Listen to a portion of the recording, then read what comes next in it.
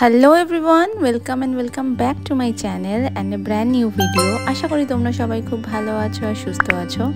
আজকের ভিডিওটা একটু অন্য রকমের। আজকের ভিডিওতে শেয়ার করব আদুর জন্য আমি যে চিকেন স্টুটা বানাই সেটা কেমনভাবে বানাই সেটা তোমাদের সাথে আজকে আমি শেয়ার করব। আদুর বয়স এখন 2 বছর 5 মাস। তো ওকে আমি চিকেন স্টু অনেক দিন আগে থেকেই দেওয়া শুরু করেছি, কিন্তু এখন যেহেতু একটু বড় হয়েছে তাই জন্য একটু মশলাপাতির পরিমাণটাও বাড়িয়েছি আর তাতে একটু টেস্টটাও বেড়েছে, খেতেও ওর বেশ ভালো লাগে। আগে তো শুধু সবজিগুলোকে ভেজে তারপর একটু জিরে ধনে আর হলুদ গুঁড়ো দিয়ে জাস্ট সিটি মেরে নিতাম, কিন্তু এখন যেটা করি সেটা হলো প্রথমেই আমি সবজিগুলোকে কেটে নিয়েছি। এর মধ্যে আছে আলু, পেঁপে আর গাজর। এছাড়াও অন্যরকম সবজি চাইলেও তোমরা দিতে পারো, আমি এই তিনটেই দিই। তারপরে একটু পেঁয়াজ, আদা, রসুন সব কিছুই আমি একদম কুচি কুচি করে নিয়েছি, কোনো কিছুই ঘষে বা বেটে দিইনি। আর তার সাথে একটু টমেটো। এর মধ্যে মশলা দেব আমি একটা এলাচ, একটা লবঙ্গ, দারচিনি থাকলেও দিতে পারো, আমার কাছে ছিল না বলে আমি দিইনি। আর তার সাথে হচ্ছে একটু হলুদ, ধনে গুঁড়ো, জিরে গুঁড়ো, নুন, মিষ্টি পরিমাণ মতো। গোলমরিচের গুঁড়োটা দিই না কারণ ও একদমই ঝাল খেতে পারে না। তো প্রথমে আমি একটু বাটার নিয়ে নিয়েছি প্রেশার কুকারের মধ্যেই আমি করি, কড়াইতে করি না। প্রেশার কুকারে একটু তাড়াতাড়ি হয়ে যায়। তো প্রথমে বাটার বেশ অনেকটাই নিয়ে নিয়েছি, তার মধ্যে আমি সমস্ত ওই পেঁয়াজ, আদা আর রসুন কুচি করে যেটা রেখেছিলাম ওটা দিয়ে ভালো করে ভেজে নেব।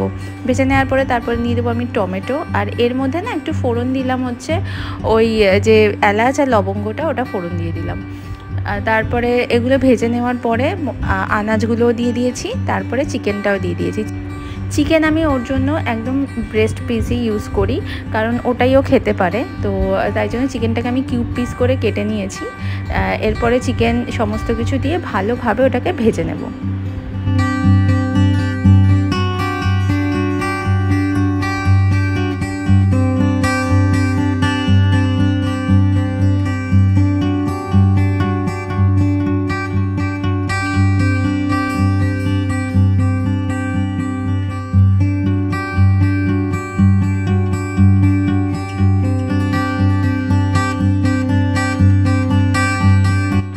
ভালোভাবে ভেজে নেওয়ার পরে এবার এর মধ্যে একে একে মশলাগুলো দেব। প্রথমেই হলুদ, তারপরে ধনে গুঁড়ো, জিরে গুঁড়ো, নুন, মিষ্টিও দিয়ে একটু টেস্টটা বাড়ানোর জন্য নুন মিষ্টি দিয়ে আমি এটাকে আরও কিছুক্ষণ ধরে কষিয়ে নেব।